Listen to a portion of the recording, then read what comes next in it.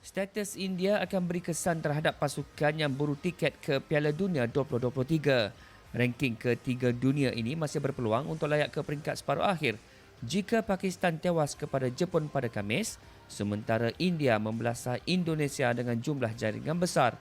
Apa yang menarik, skuad negara tidak ambil peduli dengan status India kerana The Malaysian Hockey Tigers melangkah ke Stadium Hoki Gelora Bung Karno untuk menang setiap perlawanan.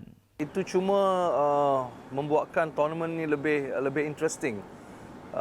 Bila kita berborak dengan players, I mean their focus is very clear. They are here to win.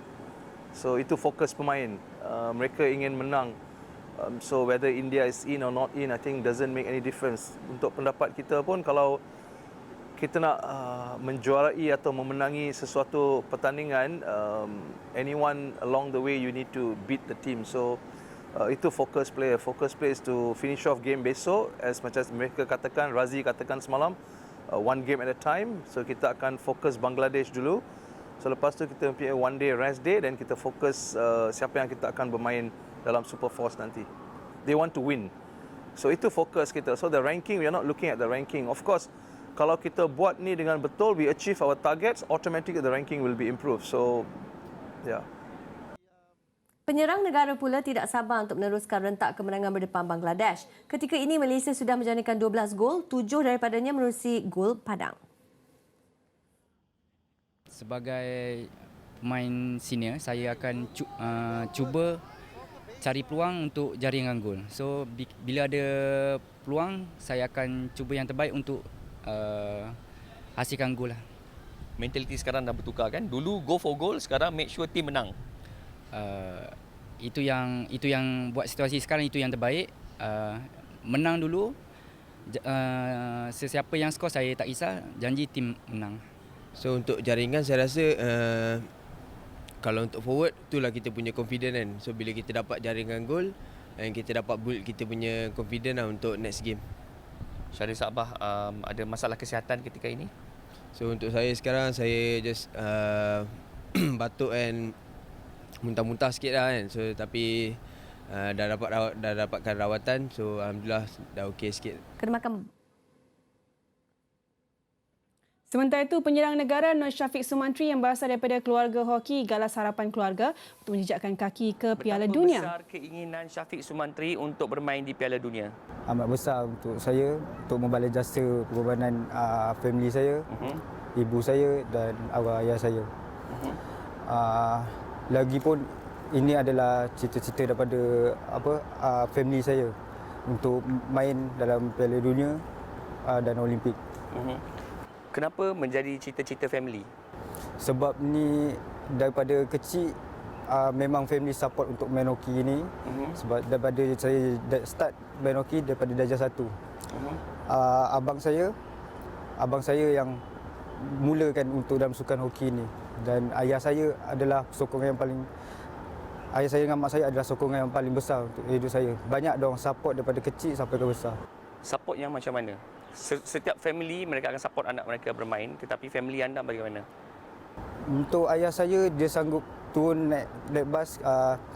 Untuk semua tahu, saya duduk daripada KL, duduk daripada Kelang, pergi ke KL untuk hantar saya bermain hoki. Naik bas? Naik bas. Kakak anda pun bermain untuk Malaysia, tetapi apa perasaannya apabila melihat mereka bermain mewakili Malaysia ketika anda masih lagi kecil?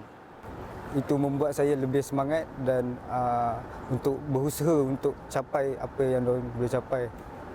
Tetapi mereka tidak pernah menjejakkan kaki ke Piala Dunia dan Olimpik. Sekarang bagaimana anda melihat tanggungjawab untuk anda bawa impian mereka ke Piala Dunia? Bagi saya amat berat, tapi saya akan cuba yang terbaik lah untuk capai standard tu. Okey, saya ucapkan selamat berjaya untuk Syafiq Sumantri menjadi wakil pertama dari keluarganya untuk beraksi di Piala Dunia 2023. Dari Jakarta, Indonesia, Bazli Azmi, Nadia Arena. Cuba bayangkan kalau beraksi di KL kan, Malaysia lawan Bangladesh, confirm stadium full house. Betul. Banyaklah support kan untuk pasukan Bangladesh. Betul. Tapi saya nak tahu macam tadi, Bazli sempat ke terjun kat kolam renang tu? Macam diorang happy-happy player-player tu besar kan? kat belakang tu. Ah. Jom kita tanya dengan Bazli sendiri. Hai Oh, Bazli. dia gelak je kat belakang tu. Rambut dia kering sis, maksudnya dia tak Ya, masuk swimming pool. mbak-mbak di Malaysia. Ibu-ibu bukan mak-mak. Okey. Mbak-mbak dengan ibu-ibu lebih kurang sama kan? Mbak-mbak sis. Mbak-mbak dia kata. Dia kata mak-mak. Okey, Bas. Sebelum kita nak tanya pasal info terkini pasukan Malaysia kan. Nak tahu tentang keputusan antara India dan juga Jepun. Status keputusan tu. Apa kesannya kepada Malaysia, Bazli? Okey, selepas India tewas kepada Jepun, bermakna India belum lagi layak untuk ke peringkat Super 4. Jadi ketika ini peluang mereka sangat tipis kerana bergantung kepada perlawanan antara Jepun dan Pakistan yang akan berlangsung pada Khamis ini. Situasinya menyaksikan jika Jepun berjaya menewaskan Pakistan, maka India perlu membelasah tuan rumah Indonesia dengan jumlah jaringan yang besar. Ketika ini, beza jaringan antara Pakistan dan India ialah 16 gol. Wow. Jepun sudah mara ke peringkat Super 4, mencari satu lagi pasukan sama ada Pakistan ataupun India. Jadi situasi yang sangat menarik.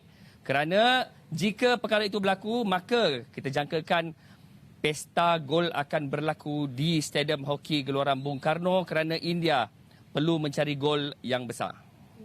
Okey, salah satu yang menarik daripada apa yang Temu Bual Bazli buat dengan player negara adalah mereka nampak sedikit lain Bazli dengan winning mentality ni. Mungkin Bazli boleh explain lebih lagi. Nampak berbeza sedikit approach pemain-pemain.